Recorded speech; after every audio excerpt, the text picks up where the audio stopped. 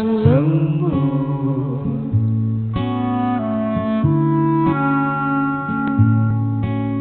dengan langit kemerahan, saat matahari hampir. Alina tercinta, bersama surat ini kukirimkan padamu sepotong senja dengan angin, debur ombak, matahari terbenam, dan cahaya keemasan. Apakah kamu menerimanya dalam keadaan lengkap? Seperti setiap senja di setiap pantai, tentu saja ada juga burung-burung, pasir yang basah, siluet batu karang, dan barangkali juga perahu lewat di kejauhan. Maaf, aku tidak sempat menelitinya satu persatu. Mestinya ada juga lokal, batu yang berwarna-warni dan bias cahaya cemerlang yang berkeretak pada buih yang bagaikan impian. Selalu saja membuat aku mengangankan segala hal yang paling mungkin kulakukan bersamamu. Meski aku tahu semua itu akan tetap tinggal sebagai kemungkinan yang entah kapan menjadi kenyataan.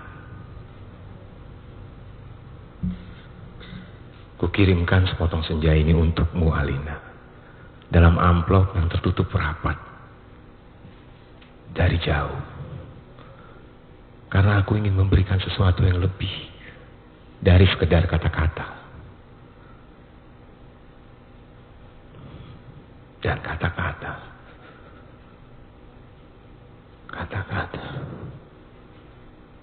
ternyata tidak mengubah apa-apa. Aku tidak akan menambahkan kata-kata yang sudah tak terhitung jumlahnya dalam sejarah kebudayaan manusia, Alina. Untuk apa? Kata-kata tidak ada gunanya dan selalu sia-sia. Lagi pula siapakah yang masih sudi mendengarnya? Di dunia ini semua orang sibuk berkata-kata tanpa pernah mendengar kata-kata orang lain.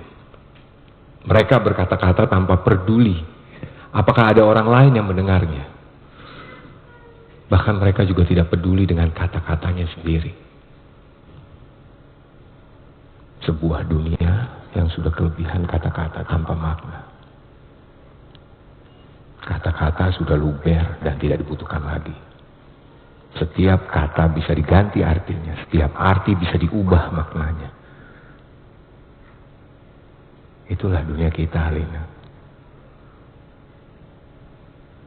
Kukirimkan sepotong senja untukmu, Alina, bukan kata-kata cinta.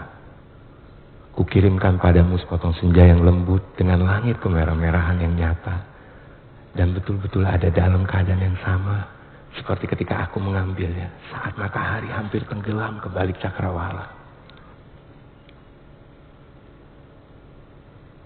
Alina yang manis, Alina yang sendu.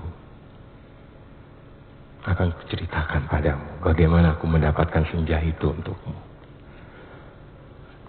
Sore itu, aku duduk seorang diri di tepi pantai, memandang dunia yang terdiri dari waktu, memandang bagaimana ruang dan waktu bersekutu, menjelmakan alam itu untuk mataku. Di tepi pantai, di tepi bumi, semesta adalah sapuan warna keemasan dan lautan adalah cairan logam.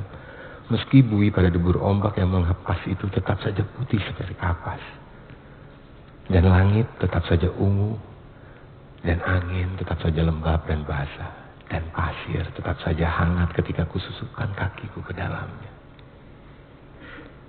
Kemudian tiba-tiba senja dan cahaya gemetar. Keindahan berputar melawan waktu dan aku tiba-tiba teringat padamu. Barangkali senja ini bagus untukmu. Pikirku, maka aku potong senja itu sebelum terlambat. Ku kerat pada 4 sisi lantas ku masukkan dalam saku. Dengan begitu keindahan itu bisa abadi dan aku bisa memberikannya padamu. Setelah itu aku berjalan pulang dengan perasaan senang dan aku tahu kamu akan menyukainya. Karena aku tahu itulah senja yang selalu kamu bayangkan untuk kita. Aku tahu kamu selalu membayangkan hari libur yang panjang, perjalanan yang jauh. Dan barangkali sepasang kursi malas pada sekotong senja di sebuah pantai di mana kita akan bercakap-cakap sembari memandang langit sambil berangan-angan, sambil bertanya-tanya apakah semua ini memang benar-benar telah terjadi. Kini, senja itu bisa kamu bawa kemana-mana. Ketika aku meninggalkan pantai itu, kulihat orang-orang datang berbondong-bondong. Ternyata mereka menjadi gempar karena senja telah hilang. Kulihat cakrawala itu berlubang sebesar kartu pos. Alina sayang, semua ini telah terjadi dan kejadiannya akan tetap seperti itu. Aku telah sampai ke mobil ketika di antara kerumunan itu kulihat seseorang menunjuk-nunjuk ke arahku. Dia yang mengambil senja itu. Saya lihat dia yang mengambil senja itu. Kulihat orang-orang itu melangkah ke arahku. Melihat gelagat itu, aku segera masuk mobil dan tancap gas. Catat nomornya. Catat nomornya. Aku melejit ke jalan raya. Aku kebut mobilku tanpa perasaan panik. Aku sudah berniat memberikan senja itu untukmu. Dan hanya untukmu saja, Alina. Tak seorang pun boleh mengambilnya dariku. Cahaya senja yang kemasan itu berbinar-binar di dalam saku. Aku merasa cemas karena meskipun kaca mobilku gelap, tapi cahaya senja itu tentu cukup terang dilihat dari luar. Dan ternyata cahaya senja itu memang menembus segenap celah dalam mobilku sehingga mobilku itu meluncur dengan cahaya cemerlang ke aspal maupun ke angkasa. Dari radio yang kusetel aku tahu berita tentang hilangnya senja telah tersebar kemana-mana. Dari televisi dalam mobil bahkan kulihat potretku sudah terpampang. Aduh, baru hilang satu senja saja sudah paniknya seperti itu. Apa nggak bisa nunggu besok? Bagaimana kalau setiap orang mengambil senja untuk pacarnya masing-masing? Barangkali memang sudah waktunya dibuat senja tiruan yang bisa dijual di toko-toko, dikemas dalam kantong plastik dan dijual di kaki lima. Sudah waktunya senja diproduksi besar-besaran supaya bisa dijual anak-anak pedagang asongan di perempatan jalanan. Senja, cuma 1.003. Di jalan tol mobilku melaju masuk kota. Aku harus hati-hati karena semua orang mencariku. Sirene mobil polisi meraung di mana-mana. Cahaya kota yang tetap gemilang tanpa senja membuat cahaya kemasan dari dalam mobilku tidak terlalu kentara. Lagi pula di kota tidak semua orang peduli apakah senja hilang atau tidak. Di kota kehidupan berjalan tanpa waktu. Tidak peduli pagi, siang, sore atau malam. Jadi tidak pernah penting senja itu ada atau hilang. Senja itu cuma penting untuk turis yang suka memotret matahari terbenam. Boleh jadi hanya demi alasan itulah senja yang kubawa ini dicari-cari polisi. Sirene polisi mendekat dari belakang. Dengan pengeras suara, polisi itu memberi peringatan. Pengemudi mobil Porsche abu-abu metalik nomor SG 19658A harap berhenti. Ini polisi. Anda ditahan karena dituduh telah membawa senja. Meskipun tak ada peraturan yang melarangnya. Tapi berdasarkan apa? Aku tidak sudi mendengarnya lebih lama lagi. Jadi kulibas dia sampai terpental keluar pagar di tepi jalan. Kutancap gas dan menyalip-nyalip dengan lincah di jalanan. Dalam waktu singkat kota sudah penuh dengan raungan sirene polisi. Terjadi kejar-kejaran yang seru. Tapi aku lebih tahu seluk-beluk kota. Jalanan dengan cahaya yang bermain warna, gang-gang gelap yang tak pernah tercatat dalam buku alamat, lorong-lorong rahasia yang hanya diperuntukkan bagi orang-orang bawah tanah. Satu mobil terlempar jalan layang. Satu mobil lagi tersesat di sebuah kampung. Satu mobil lagi terguling-guling menabrak truk dan meledak lantas terbakar. Masih ada 2 polisi bersepeda motor mengejarku. Ini soal kecil. Mereka tak pernah bisa mendahuluiku. Dan setelah kejar-kejaran, beberapa lama mereka kehabisan bensin. Dan pengendara cuma bisa memaki-maki. Kulihat senja dalam saku bajuku masih utuh. Angin terdesir, langit semburat ungu, debur ombak menghempas ke pantai. Hanya padamulah senja ini kuserahkan, Alina. Tapi Alina, Polisi ternyata tidak sekonyol yang kusangka. Di segenap sudut kota mereka telah siap siaga. Bahkan aku tak bisa membeli makanan untuk mengisi perutku. Bahkan di langit tanpa senja helikopter mereka menyorotkan lampu ke setiap celah gedung bertingkat. Aku tersudut. Dan akhirnya nyaris tertangkap. Kalau saya tidak ada gorong-gorong yang terbuka. Mobilku sudah kutinggal ketika memasuki daerah kumuh itu. Aku berlari di antara gudang, rumah tua, tiang, serta temali-temali. Terjatuh di atas sampah, merayapi tangga-tangga reot sampai seorang gelandangan menuntunku ke suatu tempat yang takkan pernah kulupakan dalam hidupku. Masuklah, katanya tenang. Di situ kamu aman. Ia menunjuk gorong-gorong yang terbuka itu. Ada tikus keluar dari sana. Baunya bacin dan pesing. Ku tengok ke bawah, kulihat kelelawar bergantungan. Aku ragu-ragu. Namun deru helikopter dengan lampu sorot yang mencari-cari itu melenyapkan keraguanku. Masuklah. Kamu tidak punya pilihan lain. Dan gelandangan itu mendorongku. Aku terjerembab jatuh. Bau busuknya bukan main. Gorong-gorong itu segera tertutup dan ku dengar gelandangan itu merebahkan diri di atasnya. Lampu sorot helikopter menembus celah gorong-gorong. Tapi tak cukup untuk melihatku. Kuraba senja dalam kantongku. Cahayanya yang merah kemas-kemasan membuat aku bisa melihat dalam kegelapan. Aku melangkah dalam gorong-gorong yang rupanya cukup tinggi juga. Kusibahkan kelawar-kelawar bergantungan yang entah mati entah hidup itu. Kulihat cahaya putih di ujung gorong-gorong. Air busuk mengalir setinggi lutut. Namun makin ke dalam makin surut. Di tempat yang kering. Kulihat anak-anak gelandangan duduk-duduk maupun tidur-tiduran. Mereka berserakan, memeluk rebana dengan mata yang tidak memancarkan kebahagiaan. Aku berjalan terus melangkahi mereka dan mencoba bertahan. Betapapun ini lebih baik daripada aku harus menyerahkan senja Alina. Di ujung gorong-gorong, di tempat cahaya putih itu, ada tangga menurun ke bawah. Kuikuti tangga itu. Cahayanya semakin terang dan semakin benderang. Astaga. Kamu boleh tidak percaya, Alina. Tapi kamu akan terus membacanya. Tangga itu menuju ke mulut sebuah gua. Dan tahukah kamu ketika aku keluar dari gua itu, aku ada di mana?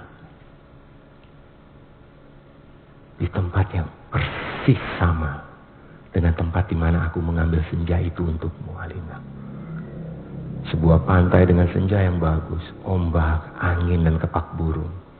Tak lupa cahaya kemasan dan bias ungu pada mega-mega yang berarak bagaikan aliran mimpi. Cuma tidak ada lubang sebesar kartu pos. Jadi meskipun persis sama, tapi pasti bukan tempat yang sama. Tempatnya saja di dalam gorong-gorong. Aku berjalan ke tepi pantai, tenggelam dalam guyuran alam yang perawan. Nyiur tentu saja matahari dan dasar lautan yang bening dengan lidah ombak yang mendesis-desis. Tak ada cottage, tak ada barbecue, tak ada marina. Semua itu memang tidak perlu. Senja yang bergetar melawan takdir membiaskan cahaya keemasan ke tepi semesta. Aku sering malu sendiri melihat semua itu, Alina. Apakah semua itu mungkin diterjemahkan dalam bahasa? Sambil duduk di tepi pantai, aku berpikir-pikir. Untuk apakah semua ini kalau tidak ada yang menyaksikannya? Setelah berjalan sana kemari, aku tahu kalau dunia dalam gorong-gorong ini kosong, melompong. Tak ada manusia, tak ada tikus, tak ada dinosaurus. Hanya burung yang berkepak, tapi ia sepertinya bukan burung yang bertelur dan membuat sarang. Ia hanya burung yang dihadirkan sebagai ilustrasi senja. Ia hanya berkepak dan berkepak terus di sana. Aku nggak habis pikir, Alina. Alam seperti ini dibuat untuk apa? Untuk apa senja yang bisa membuat seseorang kepingin jatuh cinta itu? Jika tak ada seekor dinosaurus pun untuk menikmatinya. Sementara di atas sana orang-orang ribut kehilangan senja. Jadi begitulah, Alina. Ku ambil juga senja itu. Ku kerat dengan pisau Swiss yang selalu ku bawa pada 4 sisinya, sehingga pada cakrawala itu terbentuk lubang sebesar kartu pos dengan 2 senja di saku kiri dan kanan. Aku melangkah pulang. Bumi berhenti beredar di belakangku, menjadi kegelapan yang basah dan bacin. Aku mendaki tangga kembali menuju gorong-gorong bumiku yang terkasih. Sampai di atas, setelah melewati kelawar berkelantungan, anak-anak gelandangan berkaparan, dan air setinggi lutut, kulihat polisi berhelikopter sudah pergi. Gelandangan yang menolongku sedang tiduran di bawah tiang listrik sambil niup saksofon. Aku berjalan mencari mobilku. Masih terparkir dengan baik di supermarket. Tampaknya bahkan baru saja dicuci. Sambil mengunyah pizza, segera aku kebut mobilku menuju ke pantai dengan 2 senja di saku kiri dan kanan, lengkap dengan matahari, laut, pantai, dan cahaya kemasannya masing-masing. Mobilku bagai memancarkan cahaya ilahi. Sepanjang jalan layang, sepanjang jalan tol, ku tancap gas dengan kecepatan penuh.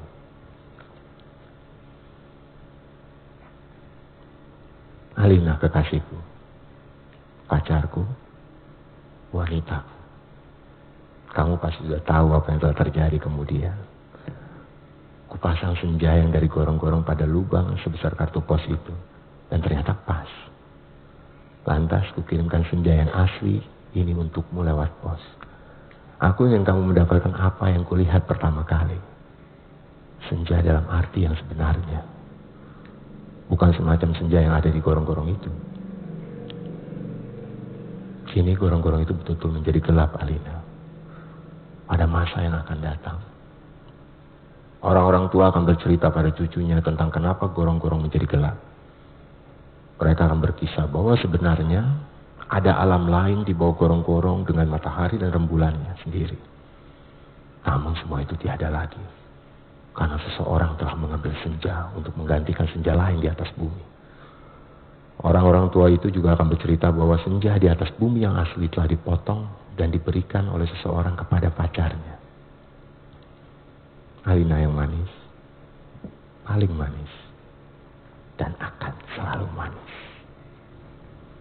Terimalah sepotong senja itu hanya untukmu dari seseorang yang ingin membahagiakanmu. Awas, hati-hati dengan lautan dan matahari itu. Salah-salah cahayanya membakar langit dan kalau tumpah, airnya bisa membanjiri permukaan bumi. Dengan ini kukirimkan pula kerinduanku padamu. Dengan cium, peluk, dan bisikan terhangat dari sebuah tempat yang paling sunyi di dunia. Seno Gumiraji Dharma, Karangbolong, Jakarta 1991. Terima kasih.